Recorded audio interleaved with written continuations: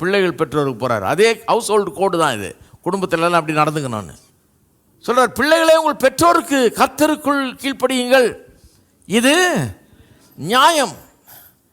பிள்ளைகள் கர்த்தருக்குள்ள கீழ்ப்படியணுன்றது ரொம்ப கரெக்டாக பைபிளில் போதிக்குது பாருங்கள். 10 கற்பனையிலே இதை கொண்டுட்டார். தகப்பனி தாயை கனம் பண்ணுவாயான்னு கொண்டுட்டு அதோட 2 ப்ராமிஸையும் அட்டாச் பண்ணிட்டார். அது சொல்கிறாருங்க, உனக்கு நன்மை உண்டாக இருப்பதற்கும் பூமியில் உன் வாழ்நாள் ரொம்ப நாள் இருக்கணுமா, நல்லா இருக்கணுமா? எத்தனை பேர் ரொம்ப நாள் இருக்கணும், நல்லா இருக்கணும்னு? தகப்பனி தாயையும் கனம் பண்ணுவாயாக. பழைய ஏற்பாட்டில் வாஸ்து பார்த்தீங்கன்னா பயங்கரமாக இருக்கும். சிலருக்கு அதெல்லாம் புரியாமல் தவிப்பாங்க. ஐயோ என்ன பிரதர் இப்படி சொல்லியிருக்குன்னு. ஒரு இடத்துல சொல்லியிருக்குது, எவனாவது தகப்பனை தாயை கையை ஓங்கி அடித்தான்னா அவனை போட்டு தள்ளிடுன்றாரு. போட்டு தள்ளினா 2 அறை கூடன்னு அர்த்தம் இல்லை. நம்ம அப்படி தெரிஞ்சுக்கூடாது. ஆளை காலி பண்ணிடுன்றார் ஆண்டவர். ஐயோ நம்ம ஆண்டவர் அப்படி சொல்லாமாங்க? நம்ம ஆண்டவர் அப்படி சொன்னார்? அவரே தான் சொன்னார். போங்க, எப்படி சொல்லலாம்? ஏன்னா எல்லாம் பாவிகள், அக்கிரமக்காரன். ஒருத்தனும் சொல்கிற பேச்சை கேட்கறது இல்லை. தாய் தப்பனை கையை ஓங்கி அடிக்கிறது.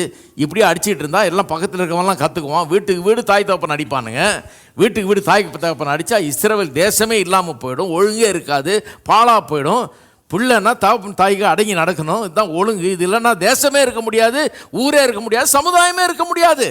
ஒருத்தனை அடிக்க விட்டா எல்லாமே கெட்டு போயிடும். எல்லாம் சிலருக்கு கையை காலை எடுத்துடுறாங்க இல்லையா? ஏன் ஆள் செத்து போயிடுவான் இல்லைனா? அதனால தான் டாக்டர் கையை காலை எடுத்தார். அவர் ரொம்ப தேங்க்ஸ் சொல்லிவிட்டு ஒரு 2 லட்சம் கொடுத்துட்டு வரோம் அவர்கிட்ட.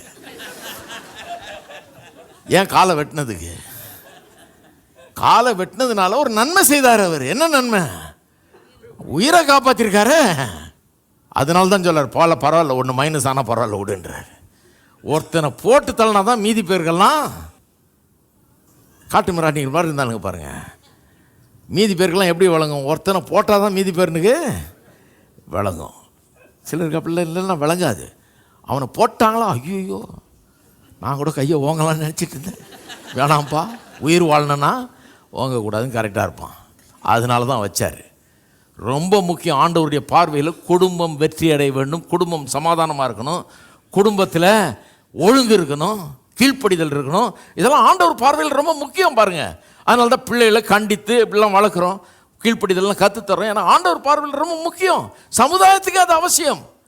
எந்த ஆர்டர் இல்லைன்னு பாருங்கள். வீட்டில் பிள்ளை கீழ்ப்படிய மாட்டேங்குது, நாட்டில் ஜனங்க கீழ்ப்படிய மாட்டேங்கிறாங்கன்னா அப்புறம் என்ன நாடு நடத்த முடியும், என்ன குடும்பம் நடத்த முடியும்? ஒன்றுமே இருக்காது.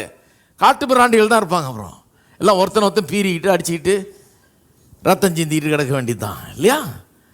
கர்த்தர் அவ்வளோ கரெக்டாக சொல்கிறாரு பாருங்கள்.